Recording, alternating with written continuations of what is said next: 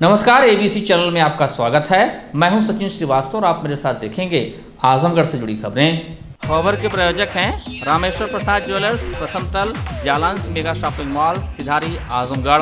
आसान किस्तों पर हॉलमार्क ज्वेलरी प्राप्त करें और वुडन टच, भवनाथ, आजमगढ़।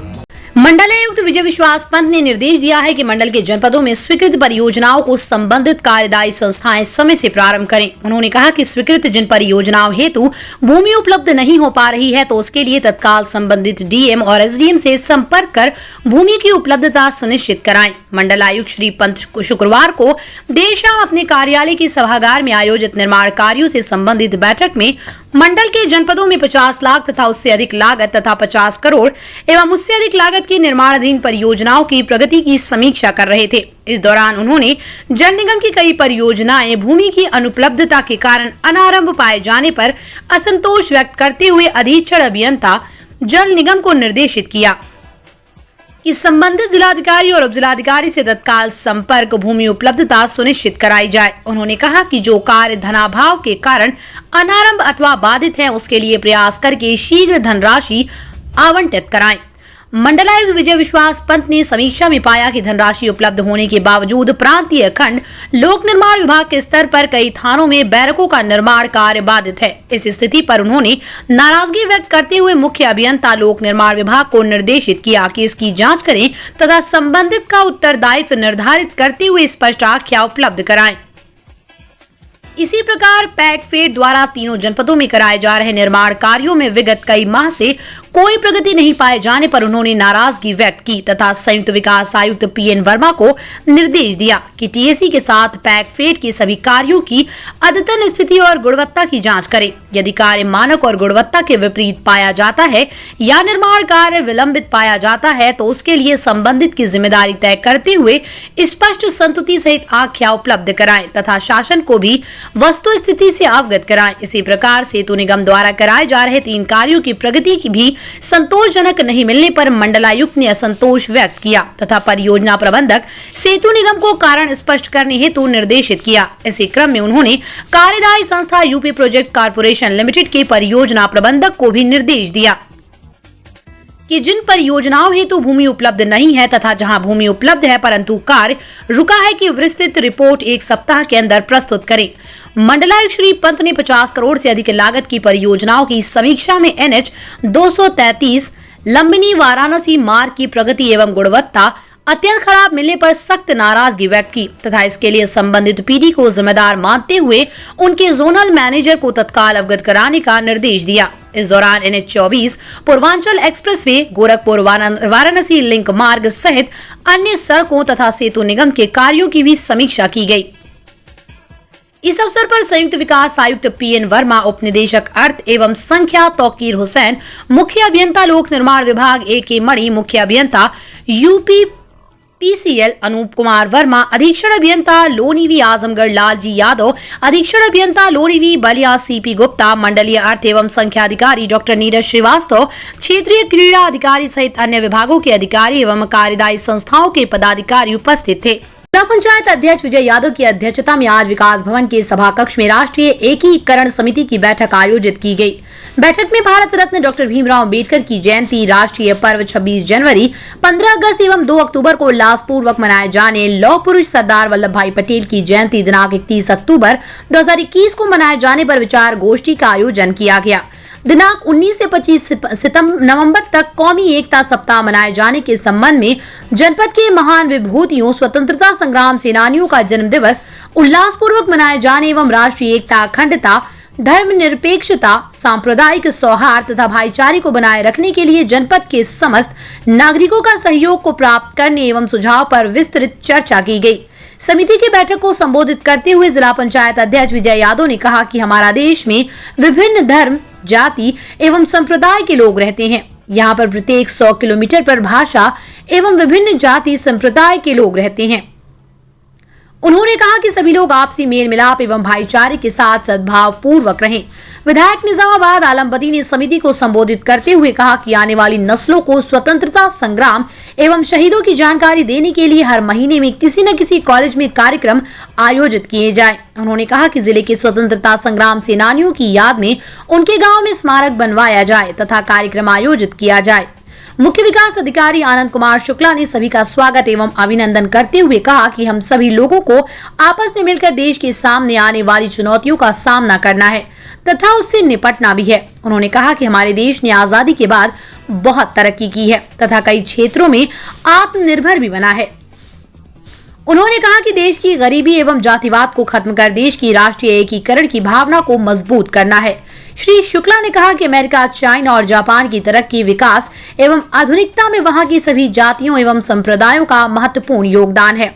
श्री शुक्ला ने कहा कि इन देशों ने राष्ट्रवाद के दम पर ही विकास किया है।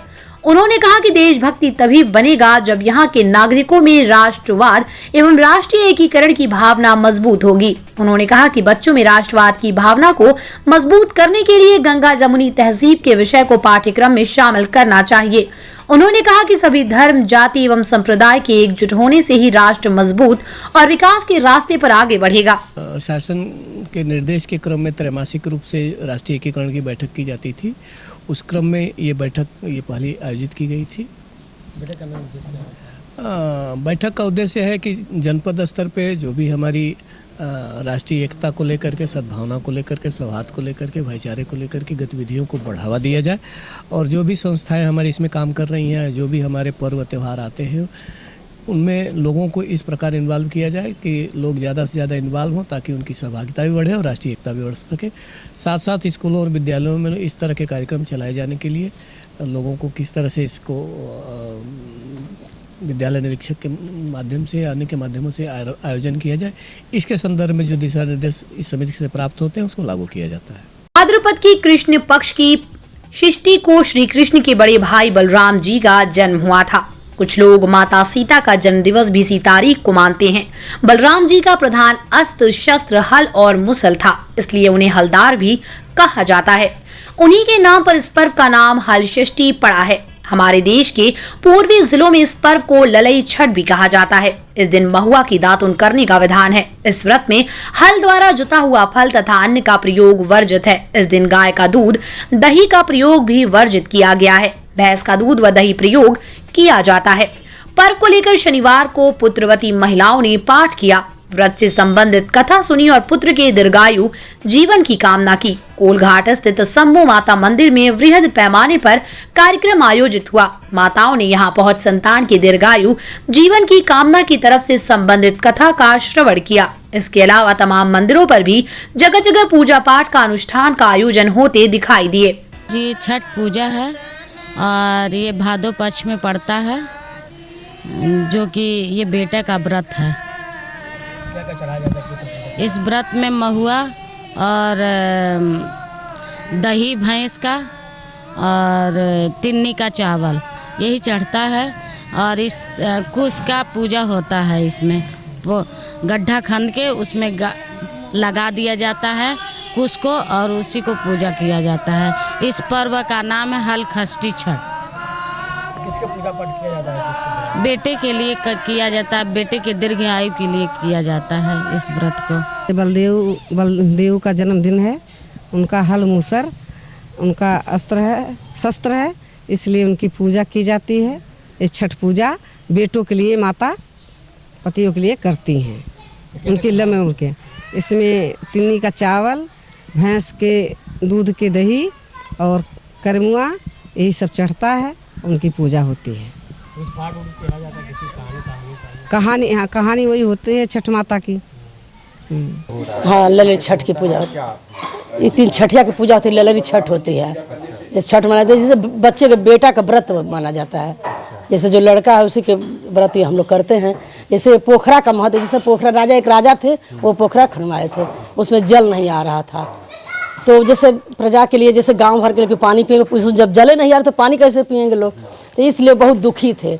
अपना है, सभी लोग गाँव कह रहे पापी है, ये है, वो है, इनके ये नहीं है, तो कैसे उसमें से जल निकलेगा। तो एक पंडित जी आए, ब्राह्मण आए, सभी लोग उनसे दान दक्षिणा मांग रहे थे। वो बोले कि हमको दक्षिणा दीजिए। कहा कि हमको दान दक्षिणा नहीं चाहिए, हम राजा से भेंट करें, हम राजा से मिलना चाहते हैं। तो बोले कि राजा नहीं आएंगे। कहा क्यों नहीं? कहा कि राजा लज्जित हो चुके हैं, पोखरा खनन से पानी नहीं आ रहा है, इसलिए वो लज्जित की वजह से नहीं आना चाहते हैं। कहा नहीं, बुलाइए, हम उनसे मुलाकात करेंगे। जब राजा आए तो कहे कि क्या पंडित जी, हम क्या आपको दक्षिणा दे, हम पोखरा खनन से जल नहीं आ रहा है। कहा कि जल नहीं आ रहा है, ऐसा है कि आप अपने किसी एक लड़के का पहला पुत्र जो उसका बैल काट कर उसे पानी में डाल देंगे, उसमें जल आ जाएगा।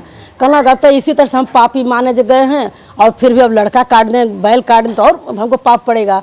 तो कहे कि अच्छा नहीं, आप नहीं करें तो जल नहीं आएगा। कहना अच्छा चलिए सोचेंगे। तो सोचे, कहे कि बहू है, बहू का एक लड़का, उसी के लड़के को काट कर उसमें डाल दे, अब बैल तो मिल ही जाएगा अपना। बस बैल को उसमें काट दिया और लड़के बहू से कहे कि जाइए, तुम्हारी माँ की हालत बड़ी खराब है। वो लेकर कहे कि जाओ अपनी माँ को देखा। वही छठ का व्रत था, वो लड़की व्रत थे और उस पूजा करना था, लेकिन वो लड़की कही कि तुमको कल कैसे जाए, हम छठ कर रहे हैं, जिससे जोते हुए खेत में भी नहीं जाया जाता है। तो वो लड़की बोली कि हम कैसे जाएंगे? कल डोली का खेत के मेढ़े लेकर जाएंगे तुमको। वो लड़की गई, वहाँ गई तो उसकी माँ छठ की पूजा कर रही। बेटी तुम यहाँ कैसे आ गए? कह रहे हमारे ससुर कहे कि माँ की तबीयत खराब है। कह रहे वो समझे मजाक किए होंगे, तुम जाओ बेटा, उसी तरह से लौट कर जाओ, आज जाओ अपने जाकर छठ करो, बेटे को छठियाओ जाकर वहाँ। वो लड़की वहाँ से चल दी। आई तो कहीं कहारों से कैसा है कि जहाँ राजा साहब पोखरा खनवाए हैं वहाँ ले चल, हम उसी रास्ते से ले चल, देखे कैसा पोखरा है, उसमें जल नहीं आ रहा है। जब वहाँ गई तो बैल दोनों उसी पानी में तैर रहे थे और लड़का पोंछ पकड़ करके उसी में जैसे तैर रहा। भारतीय जनता पार्टी के अल्पसंख्यक मोर्चा के प्रदेश अध्यक्ष कुंवर बासित अली का सठिया चौराहे पर भाजपा युवा मोर्चा जिला महामंत्री इस्माइल फारूकी के नेतृत्व में कार्यकर्ताओं ने फूलमालाओं से स्वागत किया। उसके बाद मुबारकपुर स्थित अल जामियतुल अशरफिया में मज़ारे हाफिज़े मिल्लत पर चादर चढ़ाकर मुल्क में अमन शांति और पार्टी की बेहतर कामयाबी के लिए दुआ की। इस अवसर पर अल्पसंख्यक के प्रदेश अध्यक्ष बासित अली ने कहा कि भाजपा सरकार की योजनाओं का सर्वाधिक लाभ मुसलमानों को मिला है। अन्य पार्टियों ने मुस्लिमों को केवल वोट बैंक समझा। उन्होंने सरकार की मदरसा आधुनिकीकरण नीति की सराहना भी की। शनिवार को सठिया में आयोजित कार्यक्रम में भाजपा अल्पसंख्यक मोर्चा के भाजपा युवा मोर्चा जिला महामंत्री इस्माइल फारूकी के नेतृत्व में सैकड़ों कार्यकर्ताओं ने फूल मालाओं से भव्य स्वागत किया। बीजेपी अल्पसंख्यक मोर्चा प्रदेश अध्यक्ष ने कहा कि भारतीय जनता पार्टी ने अल्पसंख्यक समुदाय को सम्मान देने का काम किया है तथा कल्याणकारी योजनाओं का बिना किसी भेदभाव के लाभ दिलाने का काम किया है। उन्होंने कार्यकर्ताओं से 2022 में बीजेपी की पुनर्वापसी के लिए जुटने का आह्वान किया। वाजिद अली ने समाजवादी पार्टी पर हमला बोलते हुए कहा कि सपा ने मुस्लिमों को हमेशा धोखा देने का काम किया है, जबकि भाजपा मुस्लिमों की सच्ची हितैषी सरकार है। सरकार की जितनी भी योजनाएं चल रही हैं, उसमें 30 से 40% मुस्लिम समाज को इसका लाभ मिल रहा है। समाजवादी पार्टी ने समाज को तोड़ने का हमेशा काम किया है, जबकि भाजपा सबका साथ सबका विश्वास के नारे के साथ आगे बढ़ रही है। सपाई मानसिकता की कुछ लोग अभी भी हर जगह हैं और वो लोग लगातार माहौल खराब करने का, घटिया मानसिकता को दर्शाने का, उनके नेता हों चाहे उनकी पार्टी के लोग हों, वो प्रदेश को, देश को तोड़ने का, समाज को तोड़ने का काम लगातार कर रहे हैं। उसी कड़ी के अंदर एक अलीगढ़ मुस्लिम यूनिवर्सिटी घटना भी है। अच्छा, आप ज़्यादातर देखा जा रहा है कि भाजपा की राजनीति एंटी मुस्लिम ज़्यादा देखी गई है और कहीं आपको नहीं लगता कि सपा को अपना वोट बैंक की सकता दिख रहा हो या कुछ इसी को लेकर इस तरह की प्रतिक्रियाएँ तमाम आ रही हैं? भारतीय जनता पार्टी का एक भी काम आप एंटी मुस्लिम अगर बता दें तो मैं राजनीति छोड़ दूंगा। लगातार 5 करोड़ मुस्लिम बच्चों को स्कॉलरशिप देने का काम माननीय मोदी जी ने किया। 50 से ज़्यादा IAS जब से मोदी जी की सरकार आई है पूरे देश के अंदर बनते हैं, पहली बार ऐसा हुआ। मुस्लिम बेटियों को, मुस्लिम बच्चों को पढ़ाई के लिए जितना अच्छा माहौल मोदी जी की सरकार में मिला, कभी मिला हो तो आप मुझे बताइए। समाजवादी पार्टी केवल माहौल को खराब करने का और मुसलमानों को डराने का काम करती है। कांग्रेस सरकार के अंदर मुसलमानों को आतंकवादी बनाकर जेल के अंदर डाला जाता था। समाजवादी पार्टी के अंदर दंगे करा करके मुसलमानों को मरवाया जाता था। भारतीय जनता पार्टी न दंगे कराती है और न मुसलमानों को आतंकवादी बनाती है। वो न्याय प्रिय सरकार देती है, सबका साथ, सबका विकास, सबका विश्वास के साथ चलती है और सभी को साथ लेकर चलती है। इस बार जो मुस्लिमों को है लगभग 30 से 40% सरकारी योजना के अंदर हिस्सेदारी मिली है, जबकि अखिलेश यादव और उनके पिता मुलायम सिंह यादव हमेशा मुसलमानों को बहकाने का और स्टेजों से बड़ी बड़ी बात करने का काम करते थे। भारतीय जनता पार्टी काम करने का काम कर रही है।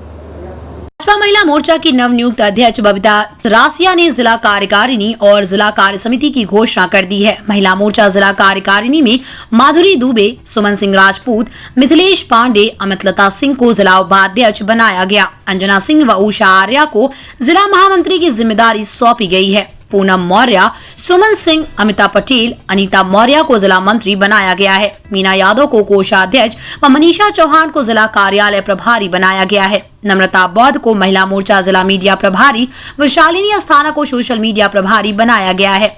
शनिवार को भारत विकास परिषद की वीरांगना शाखा से कार्यकारिणी से जुड़ी महिलाओं का परिषद ने स्वागत सम्मान समारोह का आयोजन किया। भवरनाथ मंदिर में आयोजित कार्यक्रम के दौरान नवनियुक्त जिला उपाध्यक्ष अमितलता सिंह ने कहा कि आगामी विधानसभा चुनाव में पूरी क्षमता से लगकर आजमगढ़ में भाजपा को और मजबूत करते हुए सभी विधानसभाओं में विजय प्राप्त करने के लिए सामूहिक प्रयास किया जाएगा। भाजपा सरकार के विकास कार्यों को लेकर जनता के बीच वो जाएंगी।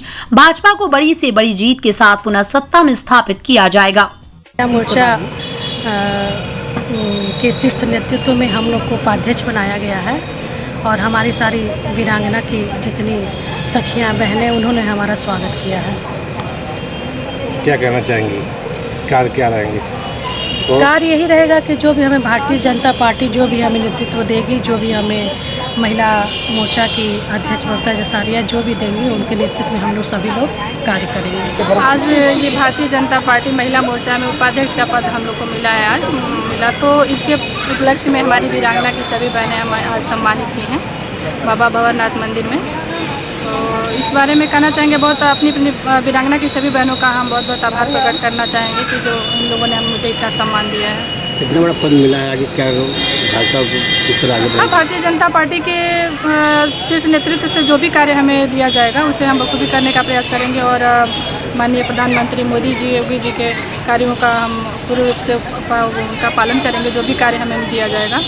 भारतीय जनता पार्टी में महिला मोर्चा में पहले जिला महामंत्री पद पे थी और इस समय भारतीय जनता पार्टी के शीर्ष नेतृत्व ने मुझे क्षेत्रीय मंत्री का गौरवमय पद प्रदान किया है, जिसके लिए मैं भारतीय जनता पार्टी आदरणीय मोदी जी प्रधानमंत्री जो हमारे हैं और आदरणीय योगी जी और सभी सदस्यों को जिन्होंने मुझे गौरवमयी पद प्रदान किया उनको हम आभार प्रकट करते हैं। आज हमारी भारतीय जनता पार्टी आजमगढ़ की जो महिला मोर्चा टीम है उसकी नई उपाध्यक्ष बनी श्रीमती सुमन सिंह, श्रीमती अमितलता सिंह और नगर उपाध्यक्ष श्रीमती वंदना पांडे ने मेरा स्वागत किया है यहाँ पे भवरनाथ मंदिर में। और इसके अलावा हमारी वीरांगना भारत विकास परिषद की जो वीरांगना की सदस्याएँ हैं सभी बहनों ने मेरा स्वागत किया। इन सब का हम अपने हृदय से आभार प्रकट करते हैं अपनी बहनों का और कोशिश करेंगे कि शीर्ष नेतृत्व से हमें जो भी कार्य प्रदान किया जाए उसको हम बखूबी निभाएं ताकि भारतीय जनता पार्टी पूर्ण बहुमत से, जैसे आज यूपी में है, अगले साल भी वैसे ही पूर्ण बहुमत से आए, बल्कि इससे ज़्यादा सीटें लेकर आए,